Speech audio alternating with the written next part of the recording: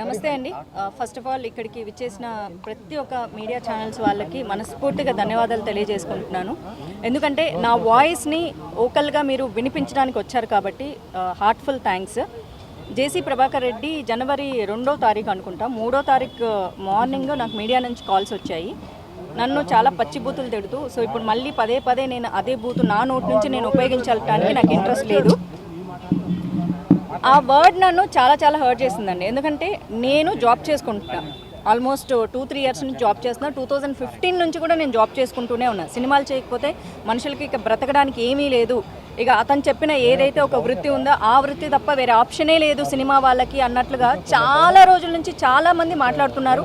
Social మీడియాలో trolling చేసే వాళ్ళు కూడా మాట్లాడుతున్నారు. బట్ మొహాలు కనిపించిన వాళ్ళు, మాస్కులు వేసుకున్న వాళ్ళు ఏం మాట్లాడినా కూడా ఓకే.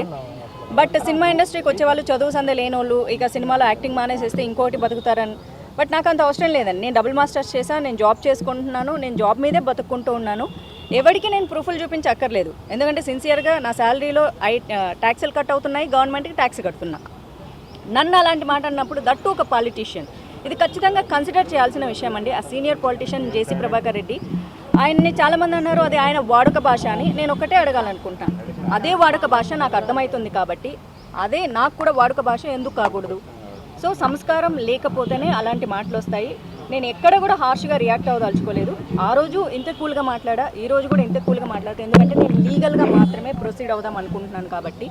అండ్ ఈరోజు నా కోసం నేను ఫైట్ చేసుకోకపోతే రేపొద్దున నేను అసలు చేసిందే ఆడపిల్లల సేఫ్టీ కోసం, సెక్యూరిటీ కోసం. నేను ఎవరు వద్దన్నా సరే నాకు అనిపించినవి, సొసైటీకి మంచి అనిపించింది నేను చెప్తూనే ఉంటాను. నా సోషల్ మీడియా ఫాలో అయ్యే వాళ్ళందరికీ తెలుసు, ఏదో ఒక మోటివేషన్ ఇస్తూ ఉంటాను. బట్ ఈరోజు నా కోసం నేను ఫైట్ చేసుకోకపోతే రేపొద్దున ఇంకొక ఆడపిల్ల గురించి మాట్లాడే అర్హతే నాకు లేదు. నా మొహం నేను చూసుకోలేను, ఇంకొక వీడియో నేను చేయలేను. ఎందుకంటే అమ్మాయిలందరూ ధైర్యంగా ఉండాలి, ఫైట్ చేయాలని ఎప్పుడు చెప్పే నేను. అంటే ఓ పెద్ద మనిషి, ఓ ఫ్యాక్షనిస్టు, లేకపోతే డబ్బులు ఉన్నోళ్ళు, పాలిటీషియన్స్ మాధవిలా తన అమ్మాయిని తిట్టేసేస్తే నోరు మూసుకొని చేతగాందానిలాగా మౌనంగా ఉండి రేపొద్దున మళ్ళీ ఏమీ తెలియనట్లు మోటివేషనల్ వీడియోలు చేసుకునే అర్హత నాకు లేదు. ఎందుకంటే when I don't practice I can't preach, I don't have any rights. నాకు షేమ్ అనిపిస్తుంది, గిల్ట్ అనిపిస్తుంది నా కోసం నేను ఫైట్ చేసుకోకపోతే. ఫిల్మ్ ఇండస్ట్రీ నుంచి ఏవైతే ఇబ్బందులు ఉన్నాయో అడుగుతూ వచ్చారు ఫస్ట్ నుంచి. అవును, అదే మా అసోసియేషన్కి ఈరోజు కంప్లైంట్ ఇవ్వడం జరిగింది. అవును, సో వాళ్ళ తరపు నుంచి ఎలాంటి సపోర్ట్ దొరికింది? ఇప్పుడు మీరే చూసారు కదండి, చాలా అంటే చాలా నాకు మా నుంచి కావాల్సింది ఏంటి, దిస్ మోరల్ సపోర్ట్, కండెమ్ చేయడం కావాలి. ఎందుకంటే ఇక్కడ నాకు సినిమా ఇండస్ట్రీ నుంచి భయంకరంగా అన్యాయం జరిగితే వీళ్ళు చేసే న్యాయం వేరే ఉంటుంది. బట్ సొసైటీ పదే యాక్టర్ల పేరుతో అవమానిస్తున్నప్పుడు నేను ఇక్కడ జరిగే ఆడపిల్లల అన్యాయాల గురించి చాలాసార్లు మాట్లాడా, మీ అందరికీ తెలుసు. అండ్ సినిమా ఇండస్ట్రీలో జరుగుతున్న విషయాల గురించి చాలా హార్ష్గా కూడా మాట్లాడా.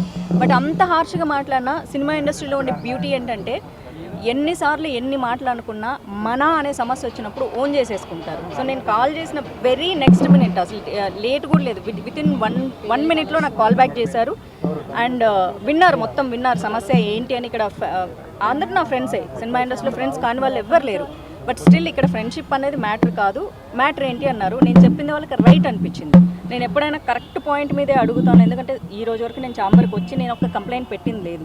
నేను పర్సనల్గా నేను ఏదైనా డీల్ చేసుకోగలను. బట్ వీళ్ళకి అది న్యాయం అనిపించింది కాబట్టి చాలా ఫాస్ట్గా రియాక్ట్ అయ్యారు.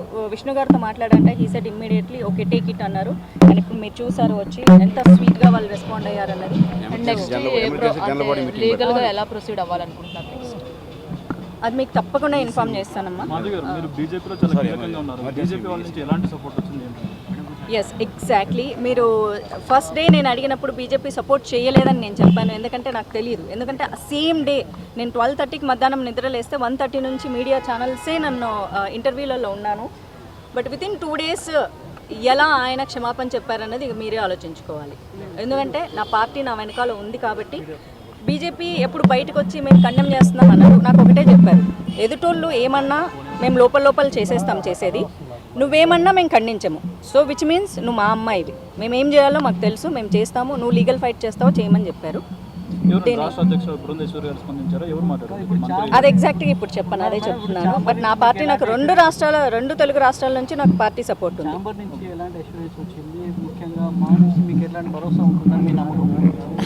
ఇప్పుడే చెప్పారు కానీ నేను అడిగిందే సినిమా ఇండస్ట్రీ తరఫున ఆడపిల్లలకు ఏదన్నా ఇలా నోటికొచ్చిన మాటలు మాట్లాడితే ఖచ్చితంగా ఖండించమని అడిగాను. అంతే కఠినంగా మీ ఎదురుగే ఖండించడం కూడా జరిగింది కాబట్టి అండ్ మళ్ళీ ఉమెన్ సెల్ బాడీకి డిసిప్లినరీ దానికి రెఫర్ చేసి మీటింగ్ పెట్టి మళ్ళీ దాని మీద మాట్లాడతామని కూడా చెప్పారు. సో ఫర్దర్గా ఏంటంటే మనకు ఒక అసోసియేషన్ ఉండేది ఎందుకు, ఒక అమ్మాయిని ఏదైనా అన్యాయం జరిగితే న్యాయం చేకూర్చేది వేరు, ఇక్కడ తప్పుగా మాట్లాడారు. సో దాన్ని ఖండిస్తే నాకు అది నాకు చాలు. That is the biggest moral support for my first step. ఇండస్ట్రీలో ఉన్న అమ్మాయిల్ని చాలా చులకనగా మాట్లాడడం, చులకనగా చూడడం అనేది సో ఇప్పుడు అంటే సోషల్ మీడియాలో ఇంకా ఎక్కువగా అవుతూనే ఉంది, చిన్న కామెంట్స్ పెడుతూనే ఉన్నారు. సో దాని మీద ఈ ఫైట్ అనేది ఎంతవరకు వెళ్తుంది, ఏ దిశలో వెళ్తుంది? ఎగ్జాక్ట్లీ అండి, ఇది చాలా సంవత్సరాల నుంచి జరుగుతుంది. మీడియాలో ప్రతిసారి డిస్కషన్లు డిబేట్లు కూడా నడుస్తూ ఉంటాయి. సోషల్ మీడియాలో నేను ఎప్పుడు ఇవ్వాలో కౌంటర్లు ఇచ్చేస్తూ ఉంటాను. 100 సార్లు తిడితే నోరు మూసుకుంటా, 101 మాత్రం రివర్స్లో అంతే తిడతాను.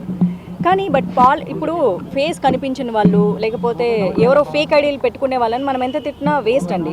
బికాజ్ వాళ్ళకి నాలెడ్జ్ లేదు, they are not much educated. ఇప్పుడు చదువుకున్న వాళ్ళు మీలాగా పని చేసుకునేటోళ్ళు మీ పని మీరు చేసుకుంటారు, అసలు ఓపిక కూడా ఉండదు. ఏదో చూస్తారా, వదిలేస్తారా, వెళ్ళిపోయి పని కట్టుకొని కామెంట్స్ పెట్టరు.